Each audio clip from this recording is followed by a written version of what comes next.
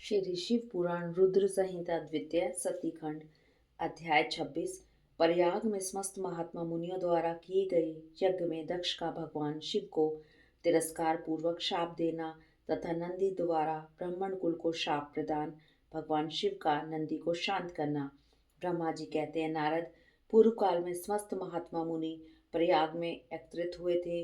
वहां सम्मिलित हुए उन सब महात्माओं का विधि विधान से एक बहुत बड़ा यज्ञ हुआ। उस यज्ञ में सनकादिक सिद्धगण, देव ऋषि, प्रजापति, देवता तथा ब्रह्मा का साक्षात्कार करने वाले ज्ञानी भी पधारे थे। मैं भी मूर्तिमान महातेजस्वी निगमों और आगमों से युक्त हो सपरिवार वहां गया था। अनेक प्रकार के उत्सवों के साथ वहां उनका विचित्र समाज जुटा था। नाना शास्त्रों के संबंध में ज्ञान चर्चा एवं वाद विवाद हो रहे थे। मुने उसी अवसर पर सती तथा पार्षदों के साथ श्री त्रिलोक हितकारी सृष्टिकर्ता तथा सबके स्वामी भगवान रुद्र भी वहां पहुंचे।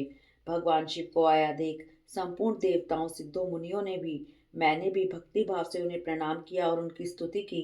फिर शिव की आज्ञा पाकर सब लोग प्रसन्नता पूर्वक यथास्थान बैठ गए। भगवान का दर्शन पाकर सब लोग संतुष्ट थे और अपने सौभाग्य की सराहना करते थे। इसी बीच में प्रजापतियों के भी पति प्रभु दक्ष, जो बड़े बड़े तेजस्वी थे, अकस्मात घूमते हुए प्रसन्नता पूर्वक वहां आए। वे मुझे प्रणाम करके मेरी आज्ञा ले वहां बैठे। दक्ष उन दिनों समस्त ब्रह्मांड के अधिपति बनाए गए थे, परंतु अतएव सबके द्वारा सम्माननीय थे, परंतु अपने इस गौरवपूर्ण पद को लेकर उनके मन में बड़ा अहंकार था, क्योंकि वे तत्व ज्ञान से शून्य थे।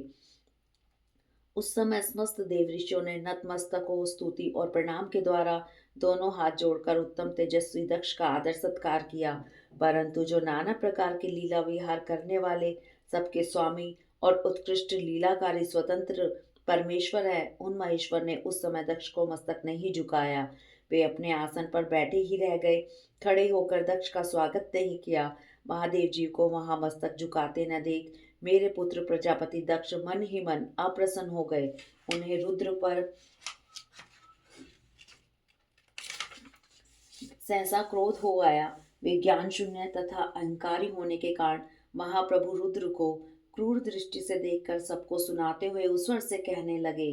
दक्ष ने कहा, ये सब देवता, असुर, श्रेष्ठ ब्राह्मण तथा ऋषि मुझे विशेष रूप से मस्तक झुकाते हैं, परंतु वह जो प्रेतों और पिशाचों से घिरा हुआ महामनस्वी बनकर बैठा है, वह दुष्ट मनुष्य के समान क्यों मुझे प्रणाम नहीं करता।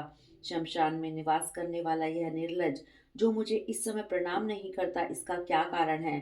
इसके वेदोक्त कर्म लुप्त हो गए हैं। यह भूतों और पिशाचों से सेवित हो मतवाला बना फिरता है और शास्त्रीय विधि की अवहेलना करके नीति मार्ग को सदा कलंकित किया करता है।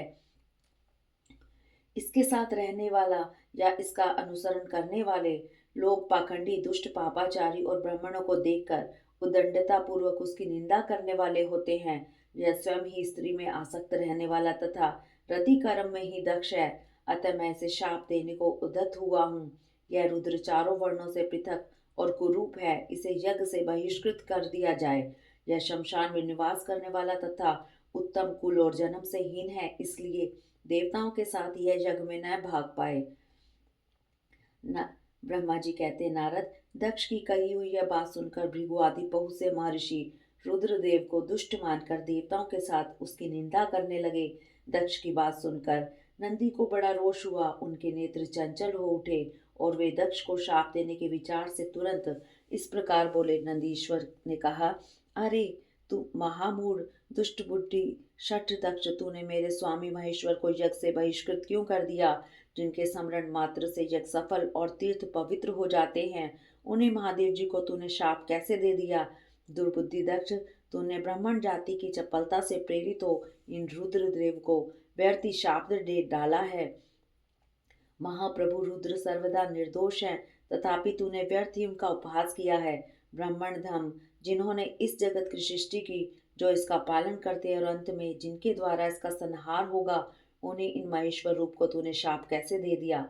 नंदी के इस प्रकार फटकारने पर प्रजापति दक्ष रोष से आग बबूला हो गए और उन्हें शाप देते हुए बोले, अरे रुद्रगणों, तुम सब लोग वेद से बहिष्कृत हो जाओ, वैदिक मार्ग से भ्रष्ट तथा महर्षियों द्वारा परित्यक्त हो पाखंडवाद में लग जाओ और शिष्टाचार से दूर रहो। सिर पर जटा और शरीर में भस्म एवं हड्डियों के आभूषण धारण करके मद्यपान में आसक्त रहो। जब दक्ष ने शिव के पार्षदों को इस प्रकार शाप दे दिया, तब उस शाप को सुनकर शिव के प्रिय भक्त नंदी अत्यंत रोष के वशीभूत हो गए। शिलाद पुत्र नंदी भगवान शिव के प्रिय पार्षद और तेजस्वी हैं। वे गर्व से भरे हुए महादुष्ट दक्ष को तत्काल इस प्रकार उत्तर देने लगे। अरे शठ, दुर्बुद्धि दक्ष, तुझे शिव के तत्व का बिल्कुल ज्ञान नहीं है, अतः तूने शिव के पार्षदों को व्यर्थ ही शाप दिया। अहंकारी दक्ष, जिनके चित्त में दुष्टता भरी है, उन भृगु आदि ने भी ब्राह्मणत्व के अभिमान में आकर महाप्रभु महेश्वर का उपहास किया है। अतः यहाँ जो भगवान रुद्र से विमुख तुझ जैसे दुष्ट ब्राह्मण विद्वान हैं, उनको मैं रुद्र तेज के प्रभाव से ही शाप दे रहा हूँ। तुझे जैसे ब्राह्मण कर्मफल के प्रशंसक वेदवाद में फंसकर वेद के तात्व ज्ञान से शून्य हो जाएं, वे ब्राह्मण सदा भोगों में तन्मय रहकर स्वर्ग को ही सबसे बड़ा पुरुषार्थ मानते हुए स्वर्ग से बढ़कर दूसरी कोई वस्तु नहीं है ऐसा कहते रहें तथा क्रोध, लोभ और मद से युक्त हो निर्लज भिक्षुक बने रहें। कितने ही ब्राह्मण वेद मार्ग को सामने रखकर शूद्रों का यज्ञ कराने वाले और दरिद्र होंगे, सदा दान लेने में ही लगे रहेंगे। दूषित दान ग्रहण करने के कारण वे सब के सब नरकगामी होंगे। दक्ष, उनमें से कुछ ब्राह्मण तो ब्रह्म राक्षस भी होंगे।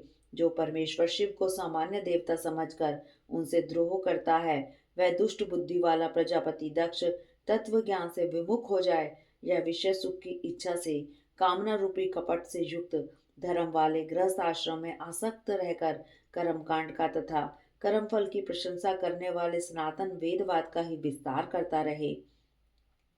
इसका आनंददायी मुख नष्ट हो जाए, यह आत्मज्ञान को भूलकर पशु के समान हो जाए तथा यह दक्ष कर्म भ्रष्ट हो शीघ्र ही बकरे के मुख से युक्त हो जाए। इस प्रकार कुपित हुए नंदी ने जब ब्राह्मणों और दक्ष ने महादेव जी को शाप दिया, तब वहां हाहाकार मच गया। नारद, मैं वेदों का प्रतिपादक होने के कारण शिव तत्व को जानता हूँ, इसलिए दक्ष का वह शाप सुनकर मैंने बारंबार उनकी तथा भृगु आदि ब्राह्मणों की भी निंदा की। सदाशिव महादेव जी